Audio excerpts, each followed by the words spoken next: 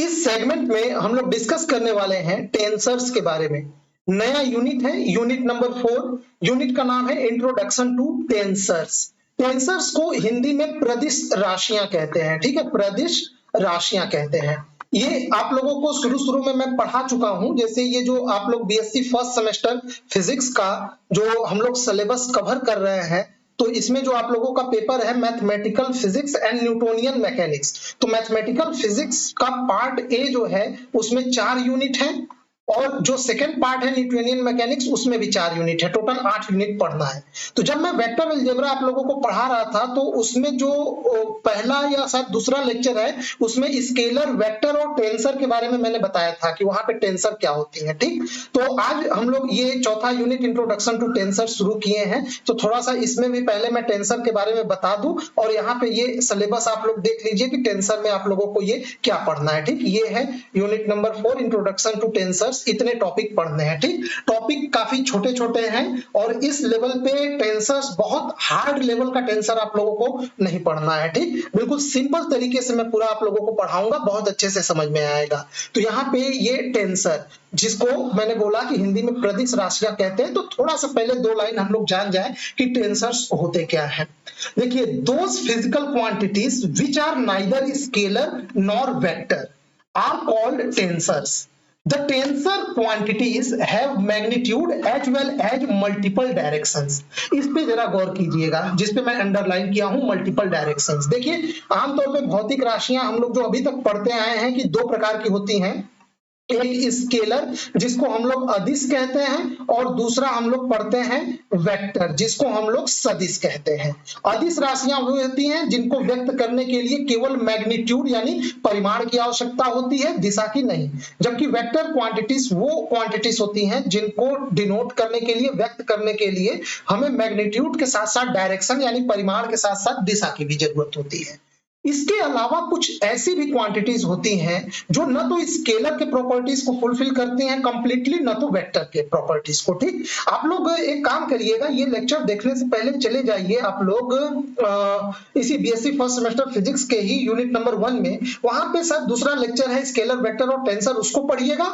और फिर उसी यूनिट का लास्ट लेक्चर भी पढ़िएगा जिसमें मैंने स्यूडो स्केलर, स्यूडो वेक्टर और ट्रू स्केलर, ट्रू वेक्टर पढ़ाया हूं। वो जो लास्ट में जो ऐड किया हूं उस यूनिट के, जो वीडियो मेरे ख्याल से 23 नंबर का वो है वीडियो, वो बहुत ज्यादा इंपॉर्टेंट है। जब आप उसमें pseudo and true scalar vector देख के आएंगे तो आप लोगों को सब क्लियर हो जाएगा कि ये टेंसर इन लोगों से अलग कैसे है। फिर भी मैं शॉर्ट में यहाँ पे बता रहा हूं। देखिए, आमतौर पे वेक्टर, जो प्योर वेक्टर क्वांटिटी होती है, उसका एक मैग्नीट्यूड होता है और सिर्फ एक डायरेक्शन होता है।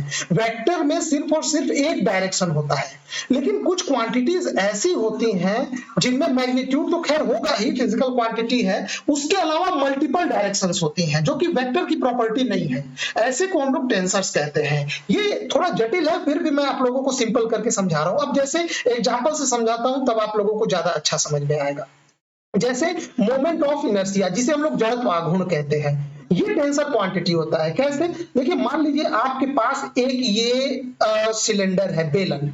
अब अगर आप इस सिलेंडर को, मान लीजिए एक कोई एक्सिस ऑफ रोटेशन है, ये मान लीजिए एक्सिस ऑफ रोटेशन है जो इसके बिल्कुल बीच से होकर गुजरता है। अगर आप इसके अलोंग रोटेट करेंगे तो इसका कुछ मोमेंट ऑफ इनर्शिया आएगा। आप वो जो भी आए, मान लीजिए वो कुछ ना कुछ आएगा।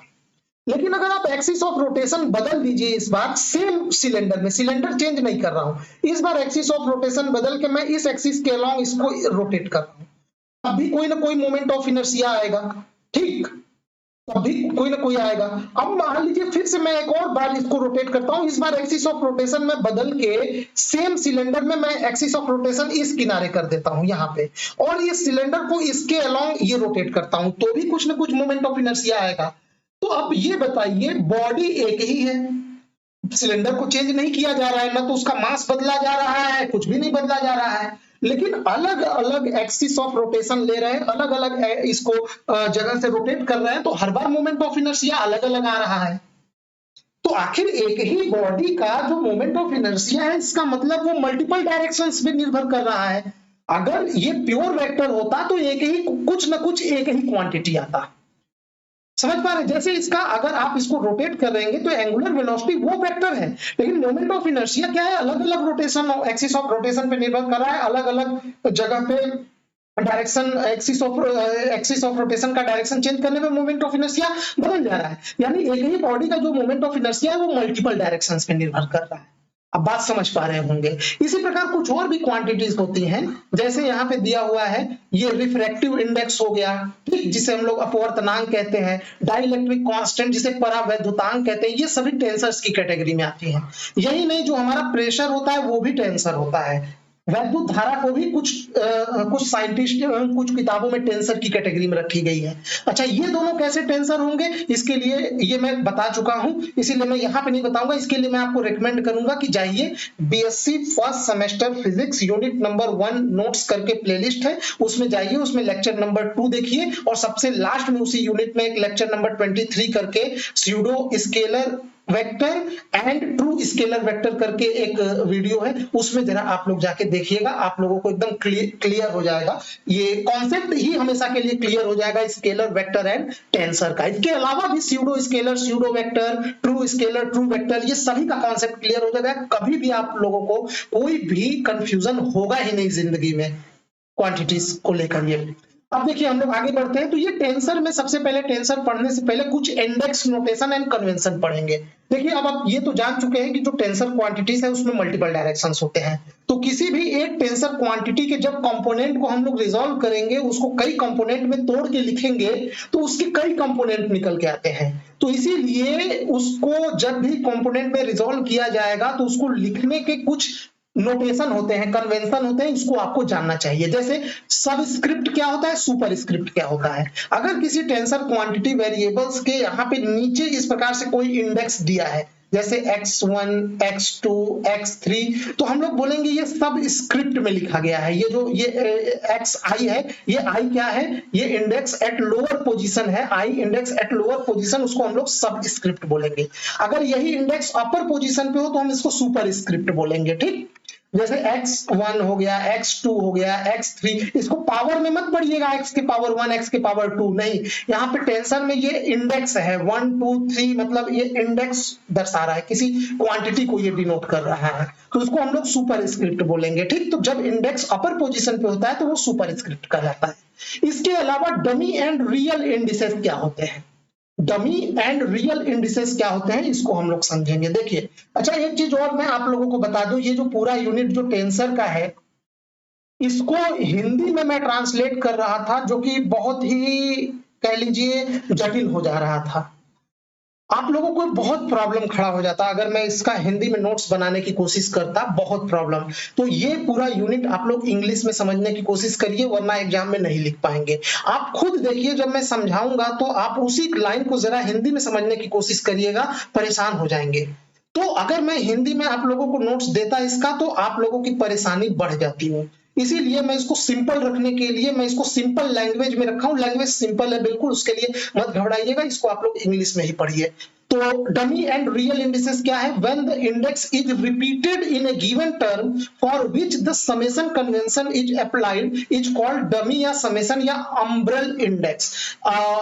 इसको मैं समझा देता हूं, हिंदी में मैं पूरा समझाऊंगा, ठीक है। और वैसे भी ये सब एग्जाम में डायरेक्ट नहीं पूछेगा, हालांकि पूछ भी सकता है एक नंबर में, तो आप लोग इसी तरह लिखिएगा। बट अभी मेन टॉपिक तो आगे आएंगे। देखिए, जब अगर कोई इंडेक्स, अभी सब स्क्रिप्ट और सुपर स्क्रिप्ट आप पढ़ चुके हैं, तो जब भी कोई इंडेक्स जो है वो रिपीट होता है, तो वो हमारा कहलाता है, उसको हम लोग डमी इंडेक्स या समेशन इंडेक्स या अम्ब्रेल इंडेक्स बोलते हैं।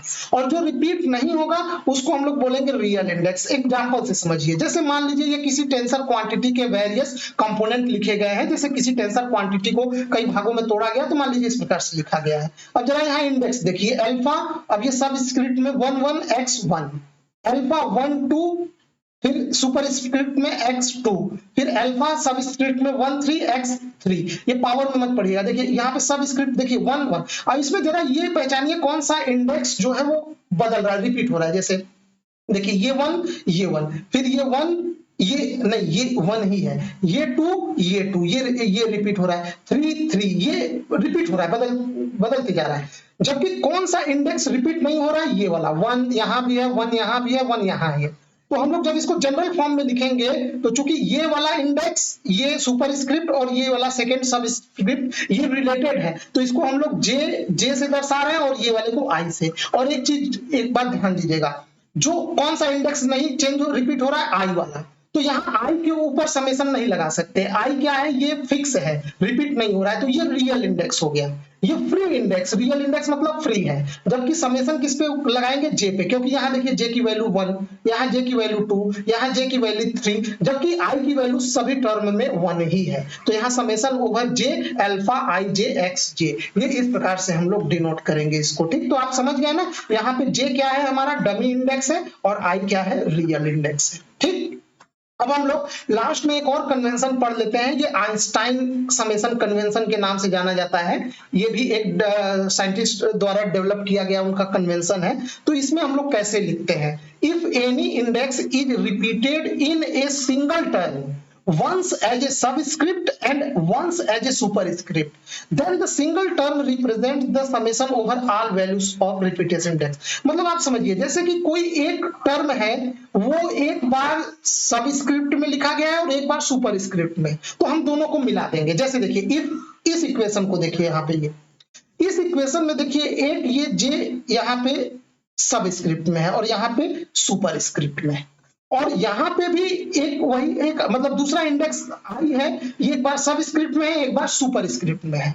तो हम इन दोनों को कंबाइंड वे में लिख सकते हैं। तो दोनों के ऊपर समेशन लगा देंगे, एक आई पे होगा, एक जे पे, और यहाँ पे अल्फा आई जे एक्स आई जे। तो यहाँ पे क्या हुआ कि ये वाला कांस्टेंट और ये वाला कांस्टेंट दोनों एक साथ अल्फा में एब्जॉर्ब हो गया, और ये एक्स जे और ये एक्स आई ये अलग अलग ये हो गया। तो इस प्रकार से हम इनको कंबाइन कर सकते हैं। ठीक, एक बार फिर से इसको देखेंगे ना, if any index is repeated in single term as a subscript as a superscript, ठीक है, then the single term represent the summation over all। ये मतलब एक इंडेक्स यहाँ पे जे सब में आया, फिर सुपर में, फिर इसी तरह का एक और इक्वेशन में आई सब में आया, सुपर में। तो ऐसे में हम क्या करेंगे, इसको इस तरह से कंबाइन कर देंगे। जो कांस्टेंट होगा वो सब मल्टीप्लाई ए जे और ए आई दोनों, ये अल्फा एक नए कांस्टेंट में एब्जॉर्ब हो गए, इसको आई जे कर देंगे, और ये वेरिएबल्स आई जे, इस प्रकार से इसको हम लोग लिख देंगे दोनों को कंबाइन करके। इस कन्वेंशन को हम लोग आइंस्टाइन